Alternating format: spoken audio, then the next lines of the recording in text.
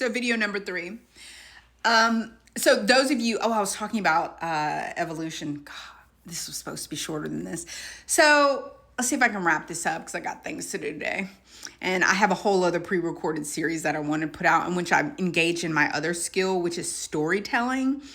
And I engage in storytelling as a part of this series, in which people, I want to help Christians to understand, and people of really any tradition to understand, that your holy book, it's a part of its stories over time. That if you were encountering Aesop's fable, if you were encountering like right now I'm reading as nighttime story time. It's a book called African American Folk Tales. It's good. And so it actually it's fun for kids. And then it has a little section in there that kind of explains how a story over time kind of gets adjusted, passed around the world, and then it manifests on the shores over here in America. Even like the concept of mermaids, how that you encounter the concept of mermaids, where you might just have a man who turns into a fish, who turns back into a man. And it's really part of mermaid culture and part of the transatlantic slave trade, of the slaves being brought from the shores of Africa to the United States, in which you have these stories that you tell, and because in the story things work out, when in life they do not. And so people survive using these tales. That's why I find tales, allegories, and stories so important, and why I teach people I teach people within the Christian context that you need to, like, if you can't read the Bible as a series of like personal opinions about God and allegories, right, that are there to teach you something, and you can't learn from and then apply what you have read in those stories, taking them as literally true is pointless. You don't need that as it's an ineffective part of your faith tradition. Like, there are Christians who believe that the Bible is the inerrant word of God that was literally iterated by God to mankind. It's been shepherded across time and guided, and God would never put us in a position to where we would be believing stories that were inaccurate, and they believe this stuff, like they engage in this kind of magical thinking and direct contradiction of what we know about our reality. Just look at Black history. Just look at it.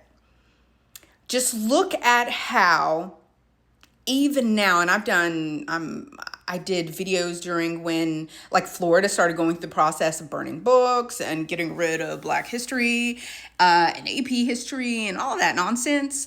Yeah. So just look at that. Look at the rewriting of history as history goes down in 4K, like in front of your eyes on videotape.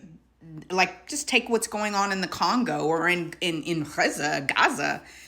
Look at how people in real time rewrite the history, and they claim that God has given them the right to steal people's homes and lands, and to sell their stolen homes and lands over here in America and over in Canada. I saw the videotapes. Look at Walter Matheson. He also did some stuff here in the U.S. And in real time, they're claiming this. And they're rewriting history. They're reframing history for you. But yet people will sit there and stare at the Bible and what's written there when they're saying that genocide was okay because God told me I could do it. And that's somehow a whitewashed and sanctified form of genocide. And that genocide in the end is okay because we believe those people were bad. Because what the people who genocided those people said was that they were bad. So it's mind-blowing how people can have such a hold such cultic beliefs about the Bible and about Christianity, For me, it's mind blowing, and that's why people are deconstructing out of it. I mean, why are you gonna believe some lies? I'm not saying that there's not a super being or a being that's not like Yahwistic or may be going by the name of Yahweh now. There are things in your environment, as I've been teaching you all, and I don't know everything, right? Like I have bumpers on, and I've realized it. Like I have bumpers which guides me down a path and a purpose. And part of my purpose is fixing some of the things that I deal with. Because there are others who could have done it by now, but because of their love of capitalism and because of their love of exploitation, because of their desire not to fix things, right? You gotta have a being born in a black woman's body, sitting under oppression. There's many black women who are doing this work, and because they'll do it, while a more privileged person will not. They're going to go enjoy their privilege and their day pass here in the cave. I call it the cave. You guys got to go watch my videos on Plato's Cave. It's the last maybe 2-3 videos of my podcast in the dark that I did on adrenochrome. No, I don't believe in adrenochrome. I did kind of get into what believers in adrenochrome don't realize as a far-seeing person. I did talk about how fear, extreme emotions, agony is food. And there are things that exist that feed off of that. We see it in the human context, and then there are other organisms and beings that feed off of that. And so they will wreck your life and your family. What was her name? Elaine Warren style. What is that? Annabelle, that doll? Like they feed on it. They want your fear. They want your hate. They want your pain. They want you crying. They want you destabilized. I mean, Christians want to call them demons. If you knew what you're talking about, you would understand that some of them are just non-human, dimensionally locked beings that are stuck here. And in their expired state, and even in their living state, they are sustained by your pain. And humans don't actually realize that they're livestock because they fail to like understand the reality of their world, Planet Blue, and they fail to understand that Planet Blue is a ever seen that thing? I think the King of Axiom kind of built. And I can't speak for the King of Axiom. You have to go. It's the stone obelisk. It looks like a skyscraper.